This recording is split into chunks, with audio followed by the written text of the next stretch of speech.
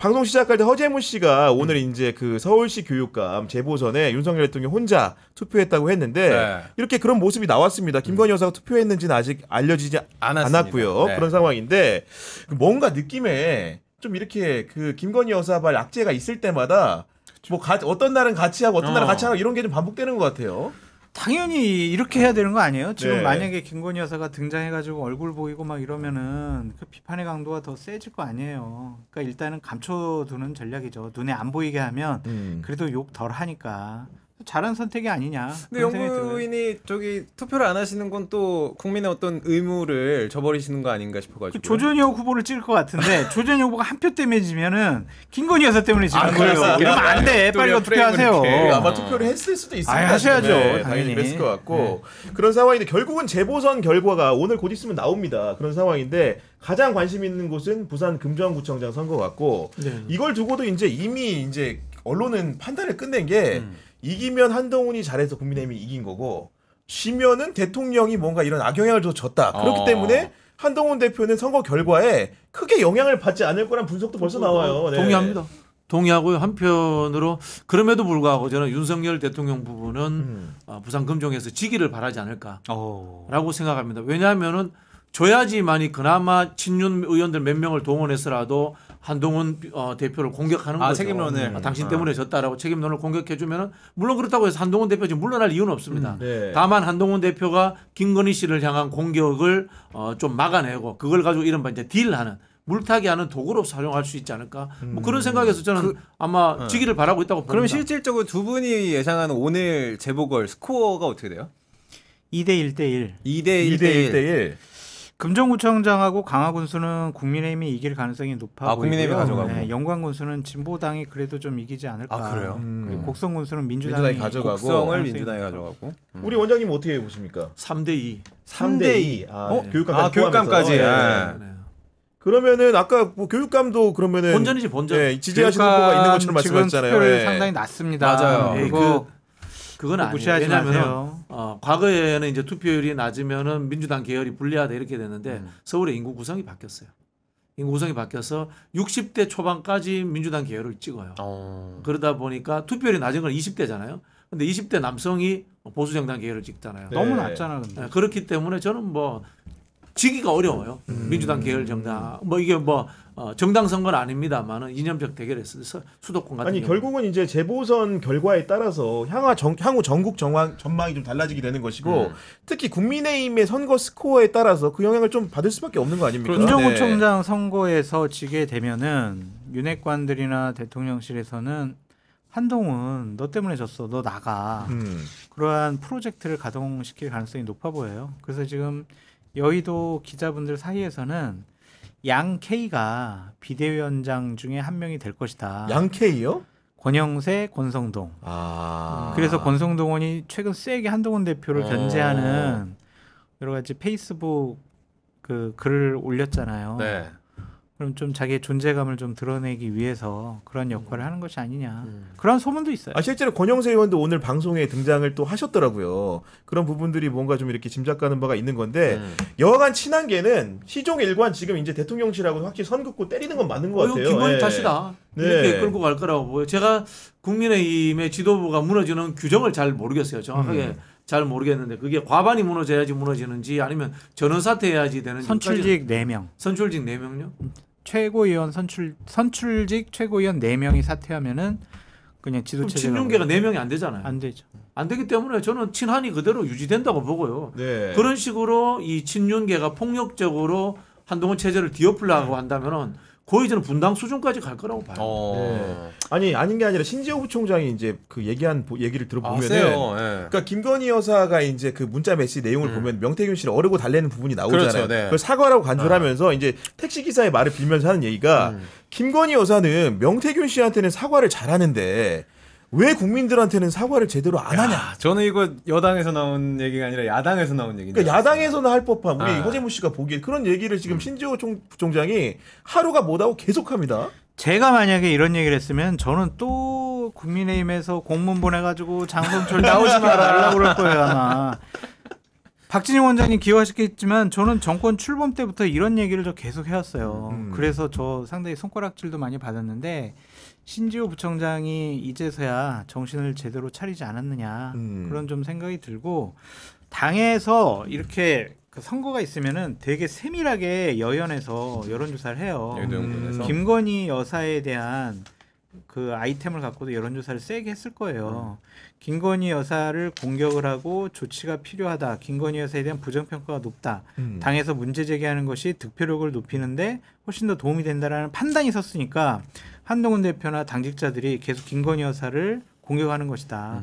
그래서 전략적인 판단이다라고 보여져요. 그래서 김건희 여사를 공격을 하면은 보수표가 갈라져가지고 오히려 더 금정선거에 안 좋아 이런 분석을 하는 분들도 계시는데 당에서는 아마 객관화된 데이터 여론조사를 보고 이러한 메시지를 내는 것이다. 때리는 게 그게 그렇게 보여요. 아니 문제는 이제 그 재보선 이후인데 네. 원래 독대를 그 이후에 하기로 했단 말이에요. 근데 이제 뭐 세간에는 이렇게 감정의 골이 깊은데 선거 결과를 두고도 이제 아웅다웅 할 것이고 독대를 진짜 하는 게 맞긴 맞는 거냐 이런 얘기도 합니다. 하는 건 네. 맞는데요. 하는 건 맞아요. 우리 한동훈 대표가 이 공개 생중계 좋아하잖아요. 생중계 독대를 하세요. 생중계 독대 안 하고 어디 그 구석지기 방에 들어가고 비공개로 잡혀 하면. 들어가고 이러면 어떤 상황이 벌어질지 모르고 1대1로 얼굴 색깔이 바뀔 수 있으니까 저는 카메라가 풀 동원된 공개 독대를 하시고 네. 사전에 한 장 정도 준비해 가지고 그거 읽고 오시면 된다고 봐요. 원장님 근데 저는 내일 검찰이 도이치모터스 사건 이제 결론 내겠다라고 하거든요. 이것도 사실 독대에 어떤 영향을 좀 끼칠 수가 있을까요? 영향을 미치죠.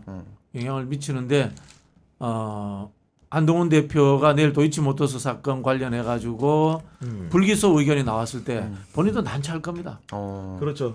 그 사정 변경을 요구하는 목소리를 냈었으니까요. 네. 그렇죠. 네, 그런 상황이 있고 사실은 이거는 대통령실이 자초한 거예요. 한동훈 대표가 인적 쇄신 이야기했잖아요. 사실 인적 쇄신은 김건희 여사 쇄신을 해야 되는데 그걸 본질을 벗어나 가지고 그래도 타협점이라고 한동훈 대표가 던진 거예요. 그러면 대통령실에서 그걸 하는 척이라도 했어야 되는데 단칼에 인적 쇄신할 의지가 없다. 그다음에 김건희 라인 없다라고 이렇게 못 박아 버렸단 말이에요. 한동훈의 테러를 막아 버렸기 때문에 한동훈 대표도 지금은 윤석열 대통령과 대립각을 세울 수밖에 없는 상황으로 스스로 이렇게 흘러가게 돼 있는 거예요, 지금.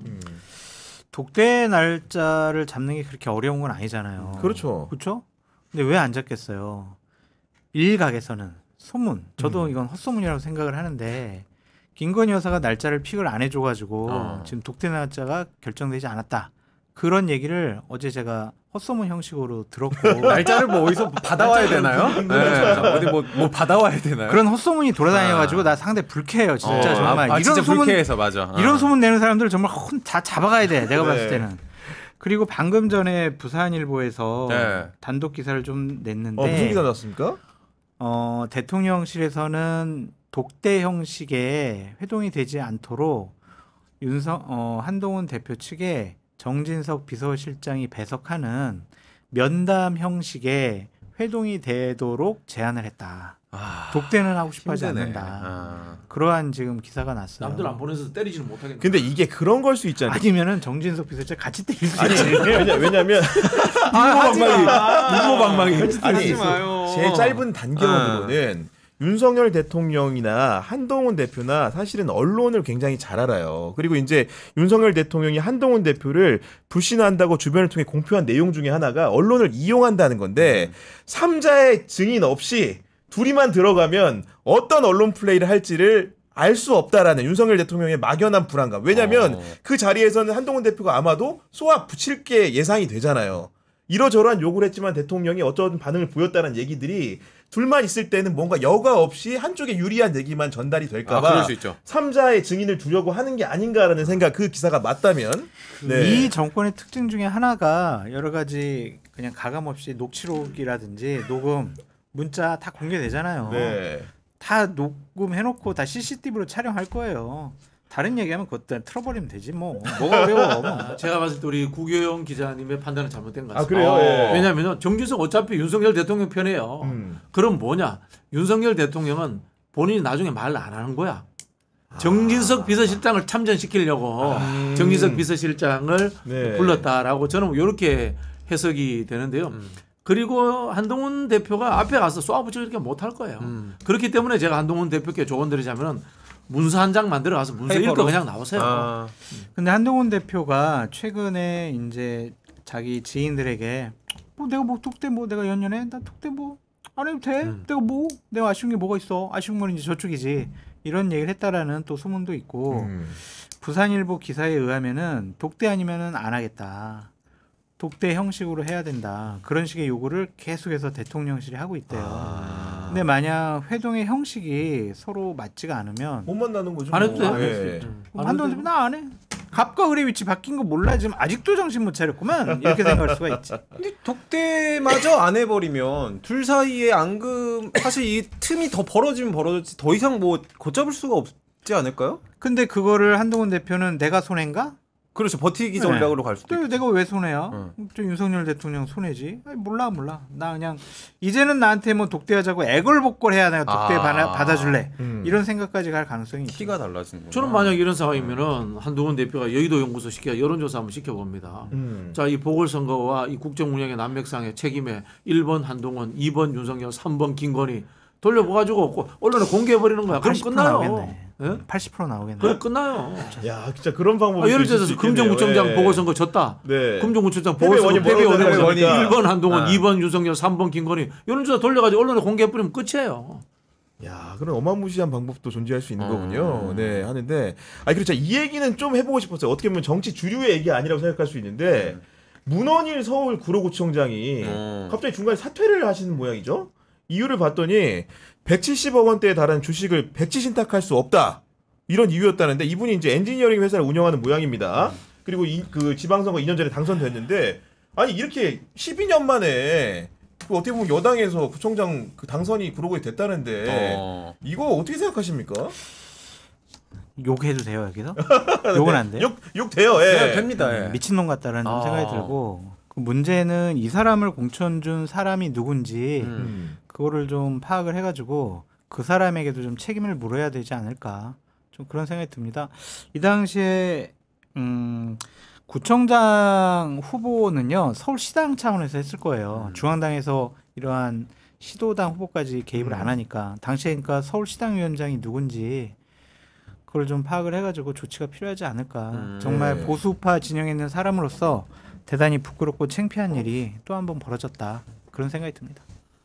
어떻게 생각하십니까, 우리 원장님은? 똑같이 생각하는데 저는 너무 어이가 없었어요 이게. 공직을 해서는 안 되는 사람이죠. 공적 영역에서의 봉사나 명예심보다 돈을 더 좋아하시면은 정치를 해서는 안 된다라는 생각이 들고요. 아마 이랬을 수도 있을 거예요. 구청장 해보니 별로 안 짭짤하네. 이런 생각했을 수 있을 거예요. 본인이 가지고 있는 것보다 그런 생각이 있을 수 있고 저는 이것도 뭐 어떤 직업적 비하가 될 수도 있는데 잘못하면은 자수성가한 기업가들은 가능하면 정치 안 하는 게 좋아요. 어떤 의미에서 좀 그렇습니까? 네. 이게 우리 경제의 영역은 효율성의 영역인데요. 정치의 영역은 굉장히 비효율적입니다. 민주주의라고 하는 것은 효율적이지 않아요. 속도감도 떨어지고 많은 사람들의 이야기도 들어야 되고 통합해야 되고 그런 부분들이 있기 때문에 경제적 효율성으로 접근하는 게 현실적으로 힘들어요. 그래서 기업하던 분들이 정치권에 와서 제일 힘들어요. 네. 정치는 토론, 합의, 남의 이야기를 듣는 것에 익숙한 사람들이 저는 하는 것이 맞다라는 생각이 듭니다. 근데 이해가 되지 않는 게 위탁을 받은 금융회사가 그냥 무조건 몇 달 안에 막 처분하고 그러지 않거든요. 네. 임기 내내 처분 안 할 수도 있어요. 근데 이런 선택을 한 게 도저히 이해가 안 되고 이거 말고 다른 뭔가 이유가 있지 않을까. 전 이해가 안 가더라고요. 네. 그러니까 공직자가 맡겼는데 금융권에서 막 바로 처분하고 1년 안에 처분하고 이런 거 저 솔직히 들어본 적이 없거든요. 네. 그냥 신탁만 받아놓고 계속 관리만 하는 그 정도로 알고 있는데 이거 가지고 그만뒀다라는 거는 좀 이해가 되질 않아요. 특히 이제 권력욕을 채우려고 하는 사람들, 과거식의 윤석열 대통령 부부처럼 정치를 패밀리 비즈니스로 생각하는 사람들. 비즈니스 무슨 뜻인지 알겠죠? 한 생각들 하는 분들한테는 구청장이 성에 안 찰 겁니다. 구청장이 예산도 적고요. 결정권도 굉장히 약합니다. 이제 특광역시에는 시장이 대부분이야 하고 광역도에는 시군이 하는데 구청장이 진짜 예산도 적고 권한이 없거든요. 할 수 있는 게 없다고 그러더라고요. 별로. 근데 그럼에도 불구하고 서울시 어쨌든 간에 자치구의 그렇죠. 구청장인 거고 그리고 이제 그러고. 어떻게 보면은 대선 이후에 치러진 지방선거였고 여당 입장에서는 어떻게 많은 당선자를 냈고 더군다나 구로구는 사실은 여권 입장에 험지거든요.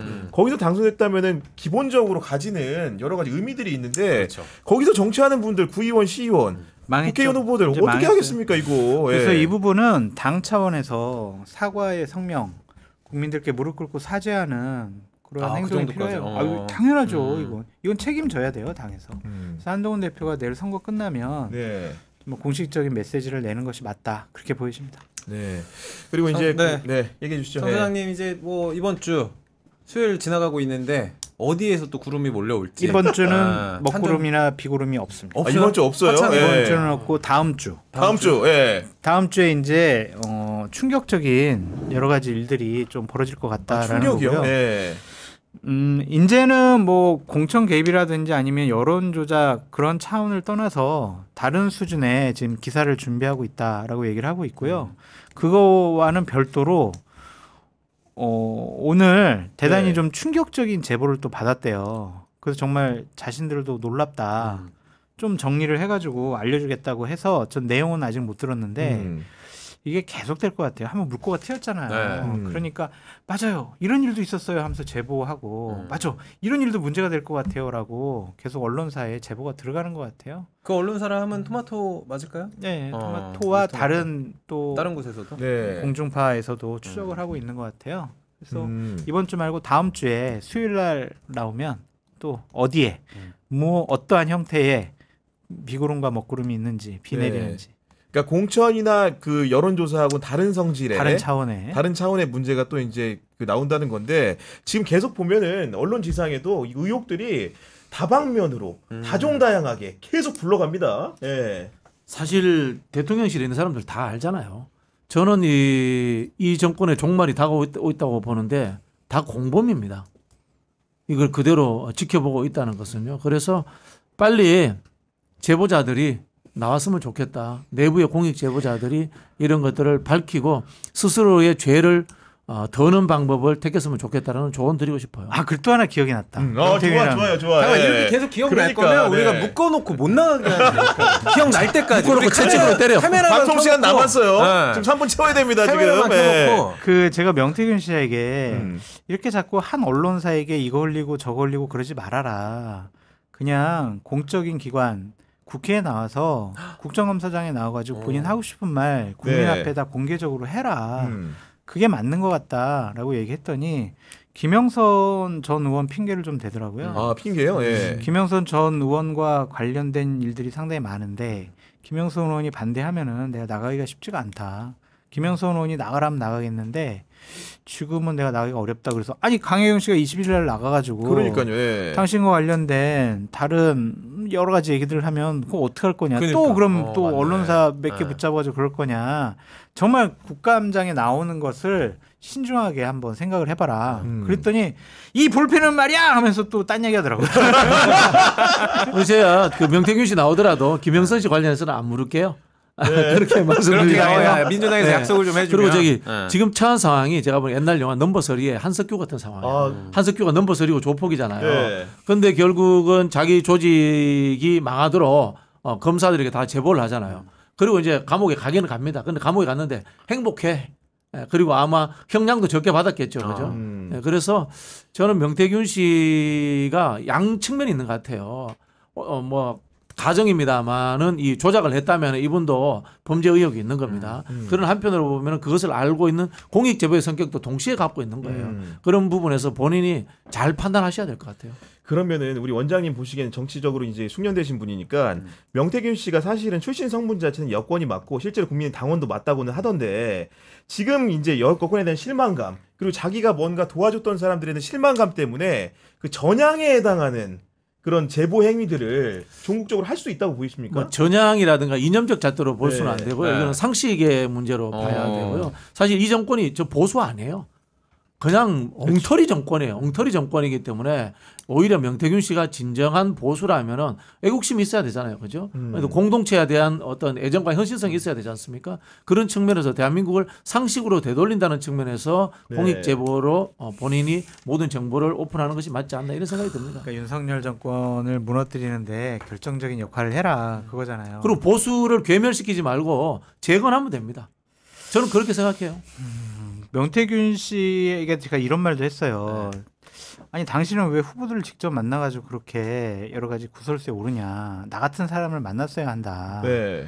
그래서 제가 뭐라고 제안을 했냐면 26년, 27년, 28년 선거가 다 있지 않냐. 보수파를 재건축하고 다시 보수파가 정권 잡고 선거 이기는데 같이 한번 힘을 합쳐보자. 아 진짜요? 예. 네. 그랬더니 또 이 볼펜은 말이야. 그러면서 또 딴소리 하더라고. 아니, 대화가 안 통해. 대화가 안 된다니까. 아, 여론조사 전문가 좀 필요하셨나 봐요. 아니 그러니까 이루어지기를. 만약에 명태균 씨가 이 사태가 터지고 난 이후에 했던 전략적인 사고와 판단이 그 당시 했던 진짜라면 이거는 대단히 좀 정치 천재라고 볼 수 있는 일들이 있어요. 근데 그걸 내가 확신하지 못하겠어.